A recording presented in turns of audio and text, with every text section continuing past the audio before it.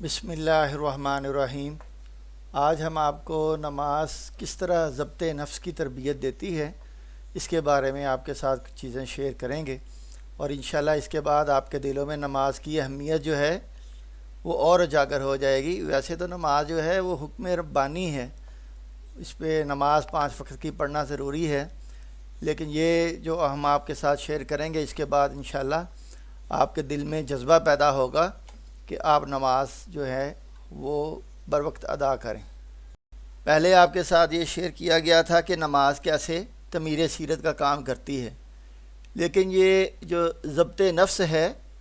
یہ تو تعمیر سیرت سے بھی زیادہ ضروری اور اہم چیز ہے کہ اگر کسی انسان کی، مسلمان کی تعمیر سیرت ہو جائے اور اس کی ضبط نفس کی تربیت نہ ہو تو تعمیر سیرت کا کوئی فائدہ نہیں ہو سکے گا، بلکہ اگر نفس جو ہے اس پر قابو نہیں ہے تو نفس جو ہے انسان کا وہ تعمیر سیرت کی تربیت کو اڑا کے رکھ دے گا۔ اس لیے انسان کو چاہیے کہ وہ ضبط نفس کی تربیت حاصل کرے، اور نماز اس میں سب سے اہم رول ادا کرتی ہے۔ ضبط نفس کی جو تربیت ہے وہ انسانی جسم کو اور انسان کی جو خواہشات ہوتی ہیں، نفسانی خواہشات، وہ کسی بھی قسم کی ہو سکتی ہیں، اس کو گرفت میں رکھنے کا نام ہے، اور اگر یہ گرفت میں رہتی ہیں تو پھر انسان کو یا مسلمان کو جو تربیت دی جائے گی وہ اس تربیت کا ٹھیک استعمال کر پائے گا۔ اگر ضبط نفس کی تربیت نہیں ہے، نفس کو قابو کرنے کی تربیت نہیں ہے، تو پھر اس کی تربیت کا، اس کے سیرت و کردار کا، اس کو جو اس کی تہذیب سکھائی گئی ہے،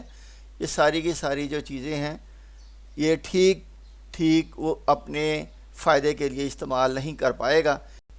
اس کی مثال ہم اس طرح سمجھ سکتے ہیں کہ آپ فرض کر لیں کہ انسان ایک موٹر اور ایک ڈرائیور کے مجموعے کا نام ہے۔ اب یہ انسان جو ڈرائیور اور موٹر کے مجموعے کا نام ہے یہ ٹھیک اسی وقت کام کر سکے گا جب موٹر کے تمام آلات اور ڈرائیور کی تمام طاقتیں اس کے قابو میں ہوں۔ اگر ڈرائیور مہذب ہو، تربیت یافتہ ہو، واقف راہ ہو، لیکن وہ جب موٹر چلانے لگے تو اس کا سٹیئرنگ، بریک اور ایکسیلیٹر جو ہے وہ اس کے قابو میں نہ آئے، یا وہ ٹھیک کام نہ کر رہا ہو، تو ڈرائیور تو پھر کسی سمت میں نہیں لے جا سکتا، وہ آپ کو کسی حادثے سے دو چار کرے گا۔ اسی طرح اگر موٹر ٹھیک کام کر رہی ہے، یعنی سٹیئرنگ ٹھیک کام کر رہا ہے، بریک ٹھیک کام کر رہی ہے، ایکسیلیٹر پوری طرح ٹھیک کام کر رہا ہے، اور وہ جو ڈرائیور ہے جو اس موٹر کو چلا رہا ہے اس کی تربیت ٹھیک نہیں ہے، یعنی آپ مثال کے طور پہ آپ کہہ سکتے ہیں کہ اس کی بنائی ٹھیک نہیں ہے، اس کو راستے سے واقف نہیں ہے، تو موٹر جتنی مرضی اچھی ہو وہ پھر بھی صحیح سمت میں نہیں جا سکتی، کیونکہ موٹر کو کیا پتہ یہ کس سمت میں لے کے جانا ہے۔ تو اس لیے یہ جو تربیت ہے، تہذیب ہے، تعمیر سیرت ہے، یہ آپ سمجھ لیں کہ موٹر ہے،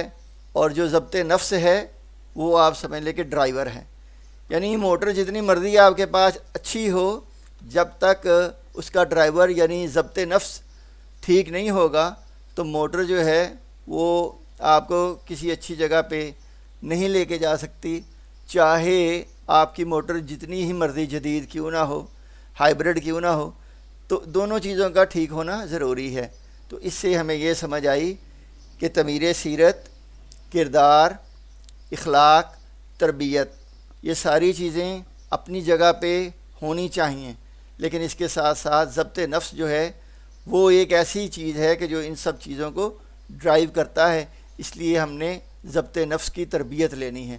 اور ضبط نفس جو ہے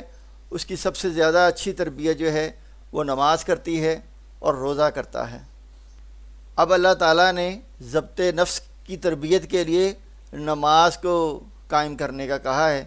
کہ نماز کیا کرتی ہے۔ نماز جو ہے وہ 5 وقت بندے کو اللہ کے حضور کھڑا کرتی ہے، کہ جس سے بندے کا نفس جو ہے وہ کنٹرول میں آتا ہے۔ یہ جو نفس بڑا اپنے آپ کو طاقتور سمجھتا ہے اور بڑا زور آور سمجھتا ہے، یہ کیا کرتا ہے، نفس کو ہم مسجد میں لے کے جاتے ہیں، وہ اوقات کی پابندی کرتا ہے، وہ ہم طہارت وغیرہ کی شرائط پوری کرتے ہیں، جسمانی حرکات کچھ کرتے ہیں، وضو کرتے ہیں اور مسجد میں ہم 5 وقت جا کے یہ سارے کام کر کے ہم نفس کو اپنی گرفت میں لینے کی کوشش کرتے ہیں۔ اسی طرح صبح کے وقت جو ہے وہ نفس یہ کہتا ہے کہ بڑا اچھا وقت ہے سونے کا، بڑے مزے کی نیند آ رہی ہے اور نرم گرم بستر ہے، تو انسان کو سونے پہ نفس مجبور کرتا ہے۔ لیکن نماز کیا کرتی ہے؟ نماز نفس کے خلاف جاتی ہے، اور نماز اور اللہ کا خوف جو ہے وہ انسان کو صبح فجر کے ٹائم بھی اٹھاتا ہے، وہ پانی سے وضو کرتا ہے اور مسجد میں چل کے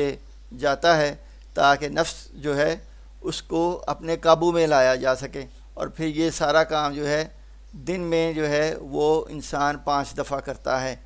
اور یہ نماز جو ہے یہ بڑا کارگر نسخہ ہے ضبط کو، نفس کو ضبط کرنے کے لیے۔ اچھا، 5 وقت جو ہے وہ مسجد میں ہم جاتے ہیں، لیکن اس پہ بھی نفس جو ہے وہ اپنی منہ زوری سے باز نہیں آتا، بلکہ جب بھی مسجد ہم جاتے ہیں صبح فجر کے ٹائم تو وہ آرام کا، نرم گرم بستر کا بہانہ بناتا ہے، ظہر کے ٹائم وہ کاروبار کا بہانہ بناتا ہے، شام کو وہ تھکاوٹ کا بہانہ بناتا ہے، یا بچوں کے ساتھ تفریح کا،